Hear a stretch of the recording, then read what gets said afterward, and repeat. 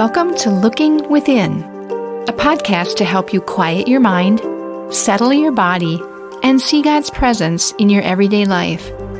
I'm Julie. I hope our time together will help you to feel more grounded, whole, and filled with a growing desire to be a conduit of God's love and presence to the world around you.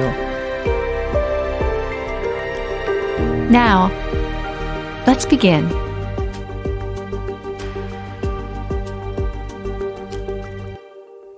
Today we continue our Lenten podcast series entitled Imagining a New Life and a New Story.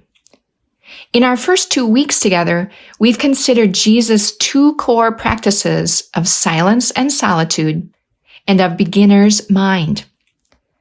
We invite you to spend some time with these two practices, times in silence and solitude, and times where you let go of your own wisdom and look at your life with fresh eyes, with a beginner's mind. Ask the question, what new life is God calling me to consider today? On Monday, we considered Jesus' practice of remembering the poor. Are there people in our culture who are disadvantaged, who do not have all the good stuff? They see things differently. Do they have a wisdom about the direction of your life? Jesus calls them blessed. What do they know about the good life that we don't know?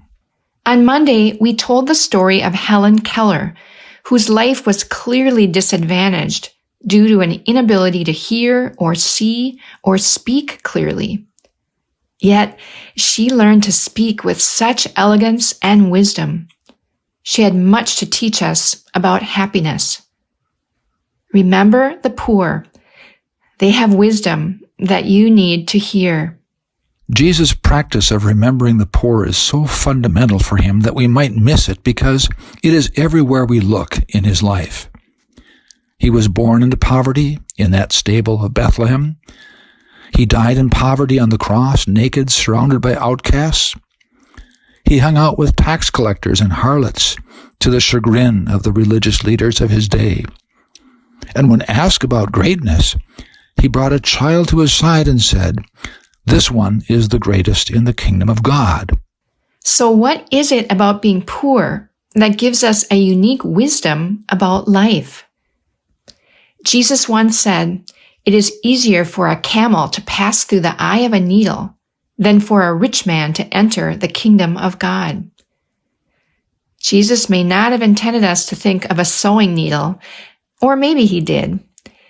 But certainly, he's telling us that when we have the good life now, we protect ourselves from all the things that would teach us that maybe the good life isn't about how many toys we have at the end of our lives. Maybe it is something else. My college roommate for 3 years was a wonderful guy, a gentle spirit. We can't always figure out what makes people mean or angry, but if we pay attention, we can soon understand what has shaped them into being such Christ-like people. For my college roommate, a gentle, kind friend, I figured it out the first time I met his little sister. She had Down syndrome. My roommate had told her about me. When we met for the first time, she ran up to me and gave me a big hug, crying, "Charlie!" Even now, 50 years later, I smile to think of that wonderful young lady. I know why her brother turned out the way he did. His loving heart was shaped by her heart filled with love. There is so much I could have learned from this beautiful little sister. Her whole life was about loving people, and I think she got it right. We are shaped in a good way by rubbing elbows with those on the fringe of society, the ones we might see as disadvantaged. Their perspective is different in a good way. What's really important? They seem to have a better answer than what we hear in the mainstream of our culture. Jesus spent a lot of time with the poor because they needed his help? Sure. Because they were more open to his help? Yes. because he was pointing us in that direction? We believe so. Remember the poor. They have so much to teach you if you are really interested in a new story, in a new life. Let's think about this during our quiet moments together. In this quiet space and time, I'd invite you to gently close your eyes and to take a few deep breaths in and out, in and out. Hear the sound of the bowl calling you to look within. Let it center you. Let it awaken you to God's presence.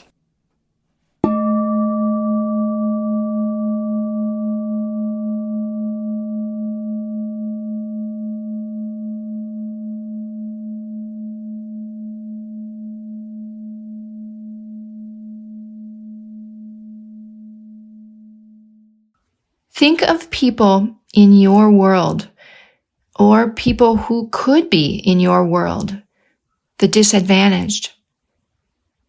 Do they have a different understanding of the good life, of happiness? Hold on to their wisdom. How close is it to Jesus' wisdom? We'll be back with you in about 2 minutes.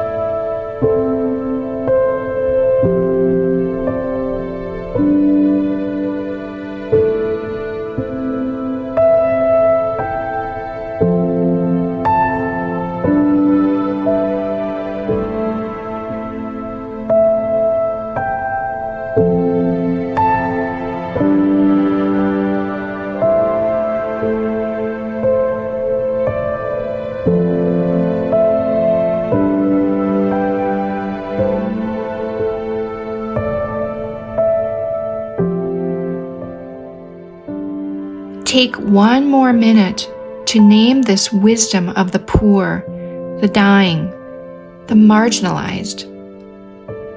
What one piece of advice would you take away today to live by?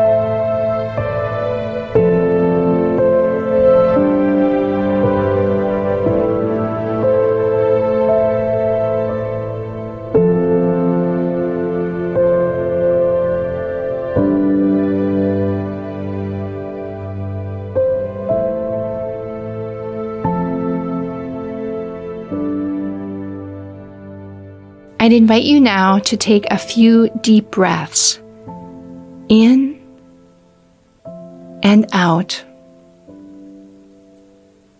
In and out. Hear the bowl sound calling you back to this day. Gently open your eyes, remaining still for a moment longer.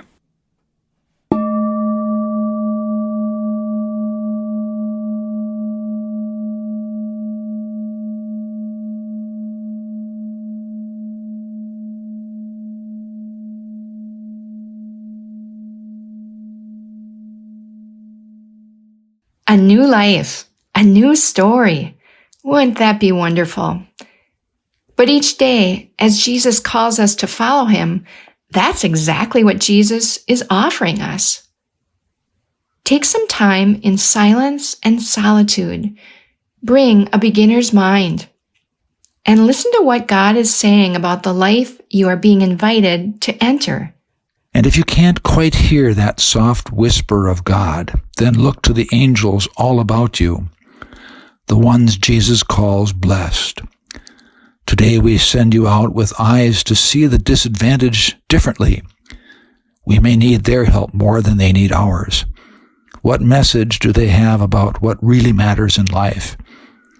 Is there a way that you can rub elbows more often with them? Think about that. On Friday, we have a second bonus episode.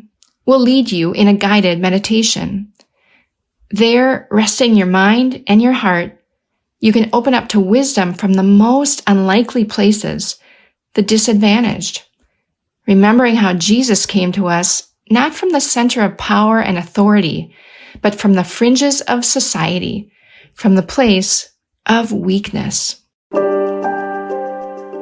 Thank you for making time for your inner self today, for developing and enriching your relationship with God through reflection and discovery. Whatever you've experienced, carry that with you in the coming days. You can find more episodes at our website, Gloria-Dei, that's DEI.com/lookingwithinpodcast, or subscribe through your favorite podcast app. If you know someone who might enjoy and benefit from this podcast, share it with them. Your financial contributions make this ministry possible. To give, visit gloria-dei.com/giving. Thank you for your support, and we'll see you next time.